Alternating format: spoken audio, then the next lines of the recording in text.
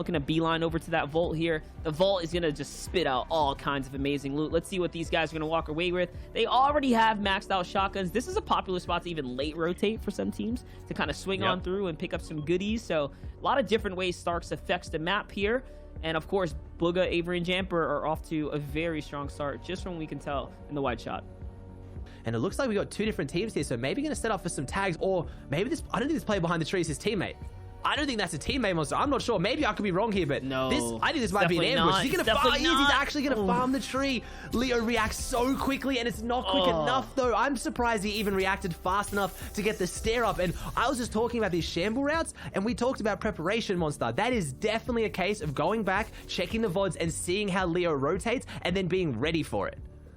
Definitely at the bottom of the totem pole here, and they're not looking too hot right now. Zaperts is just wrapping things up, taking one, taking two, now looking to follow up, and it's all pretty much said and done here. Perta's going to get this revive off, and his team's back in action. Advantage Perta. Very well played. Beautiful ambush. So Saf, Stretch, and Zayt here were having a struggle of a day, beating off or fending off Taken, Hart, and Durant. All of which now, though, looks a little different here. Zayt's going to find Taken in the early game. Okay, with the Siphon as well, but the trade on the Thirst here now, and he's down and out. This Thirst is going to be so significant. Remember, Zayt's going to spew out another 150 mats off the Siphon, not including what he picked up. So there's a lot of loot there to be had off of Zayt's body alone. It looks like Durant's right in the mix of it. His Heart's coming up to back him up.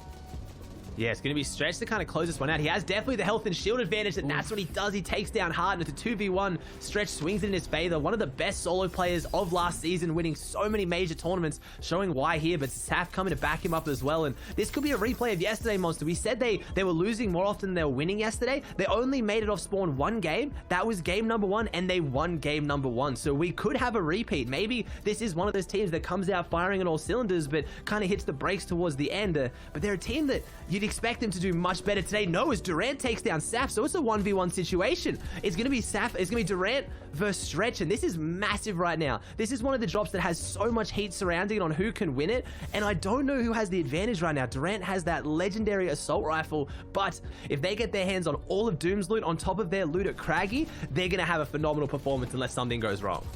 And they had it twice yesterday as well. Let's not forget, that was their rotate. They come in nice and late. Here, though, Nate, Ven, and Leo, another fight breaking out. We talk about teams that need to do something big here. Leo and crew definitely need to do that. They didn't have a great day one. This day two, looking a little different, though, as Legetian gets bodied by the shotgun shot follow-up right there. That rare pump shotgun is so good in this game right now, especially as a follow-up with the AR. Let's see, though, Aussie. This is looking close.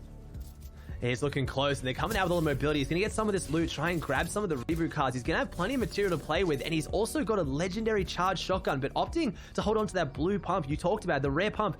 Players pushing through, they're trying to get the piece control, trying to get those cones in, and Leo finds an angle, but again, the pressure from that second opponent just seems like it's too much to handle as he's burning through his materials so fast, and he falls, and it's incredibly smart played there by Summer. They play their numbers advantage, they sit back, and they spray, and that team now has 5 eliminations, so it looks like there was 3 trios here, Monster.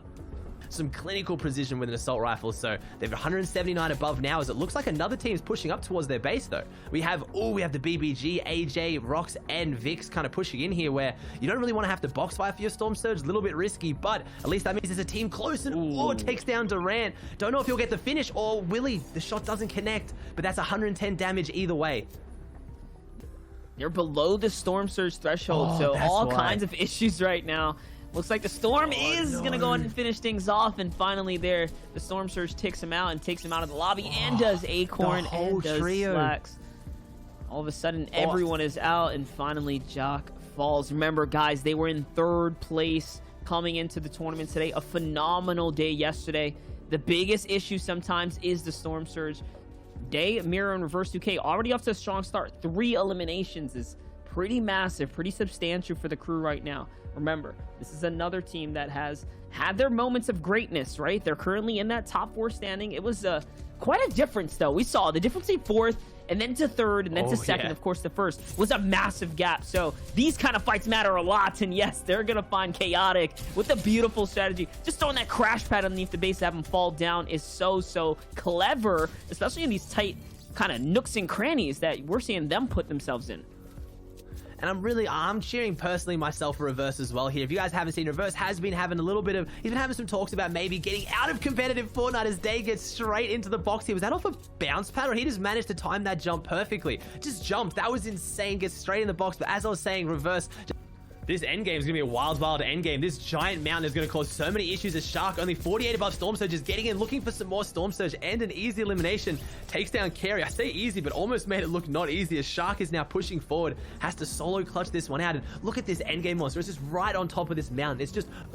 What a crazy fight we're looking at right here. Multiple of solo players all jumping into these boxes here, looking to take one another out. Papsto's going to find excess Shark on the rotate there, and he's no longer in the running, but at least he left with some points here to at least give him a little bit of cushion as he's leading up the leaderboards. On the other side, though, Smack, Casker, and Unknown now trying to see what they can do with, and Unknown already has 2 eliminations, probably which came from the early game. Ooh. Another knock here, though, onto Summer. That's a beam out the sky. Wow. All body shots that connect.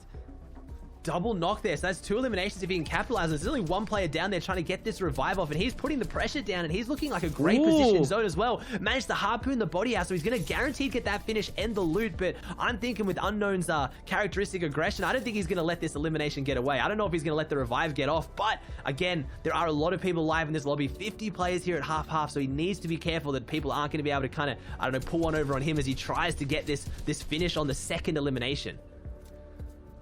Legetian, someone who's been in so many of these grand final situations, never to quite find massive success though, but these team-based game modes is where he shines the most. There is no surprise to see him here this far, at least in the round 3 settings. Now, it looks like to me that with the 5 eliminations, I don't know if they were quite worth it. Not just yet. Not picking up any heals along the way is a rough one right now, and this zone's going up and over the mountain, so the team that's at the lowest point, which is them right now, have the biggest order to handle here, which is getting up and over this mountain with no heals. I'm seeing names in the endgame we haven't seen too much of. I think, they come out and they take down Mars. Someone who's been having such a hot performance this season, but his team not having a hot performance so far today. They were both out of there, so he was the solo clutch and unfortunately goes down. But again, there's some crash pads. They get another elimination, so they're going to make their way through here. But a massive misplay with the crash pad. He didn't judge the angle that he was on, so when he put the crash pad, it bounced him out, and I don't think he's going to be able to make it, Monster. And he had more bounce pads for his team. Can he get the siphon? No, he can't. Unfortunately, he goes down, and then Typhoon falls here into the storm, and I don't know if Legitian's looking too much better, but 7 eliminations, not a terrible performance, as I see Clicks, Izzle, and Billist on the... Clicks, Bizzle, and Illest on the low ground, as it is Day, Mirror, and Reverse on the high ground, Monster. So our team that is in 4th place, looking to try and jump up over the top of Slacks, Acorn, and Jacques, who have fallen now, as Booger also in a great position with those shockwaves.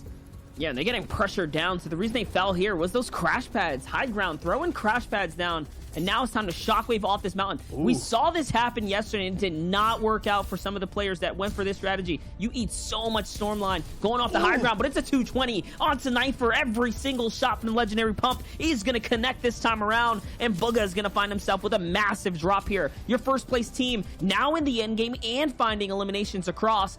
That is ridiculous because they have such a strong lead. One more big game, and we can guarantee they're going to be a top 15 coming out of this. And Jamper's going down here, so it's Booger and Avery. We talked a lot yesterday about duo chemistry. Avery and Booger having a fair bit of chemistry, but seeing what they can do here with it now. Shockwaves in hand, they're going through this tarp. They need to be careful. There's so many players here, and unfortunately, Booger can't get that one pump like he did before, and they're going to go down in 9th. Not a terrible game, but a game where other teams can maybe now jump up and overtake them, but a lot of the names in the top aren't here. I don't see Bucky, Creo, Kanata, Monster. I think all top 3 are out. Definitely, but Clicks and Bizzle are still in this running here. No, Bucky and Creo are still there. Yes, they're still alive. They're in the mid game, so this is a big opportunity for them to now continue to jump off the standings, and they're going to do that because you have to believe they have a frag or two. Booga and Crew did not get many. Reverse 2K, though, Miro and Day, once again, have so much to handle here. They already have so many eliminations as well. They have 9 here, Aussie, coming into this final running right now with high ground. They're raining so much fire at every single opportunity that they can. The Bills here down below are just not that strong either, so they're piercing through and finding all the shots to connect.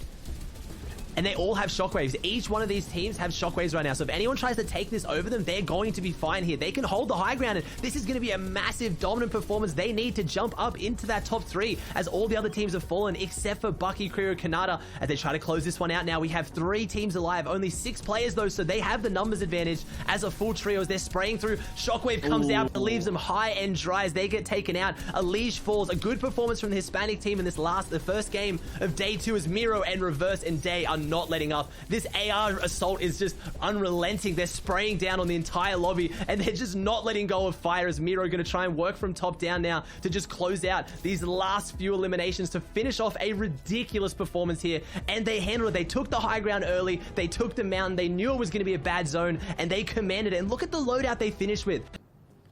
That's right, boys. Remember, these are cumulative points. So coming into day number 2, Jamper, Booga, Avery, they are holding strong in that top number 1 spot. Creo, Bucky, Kanata, though, holding strong right behind them. And then we start to see this dip in points, Reese.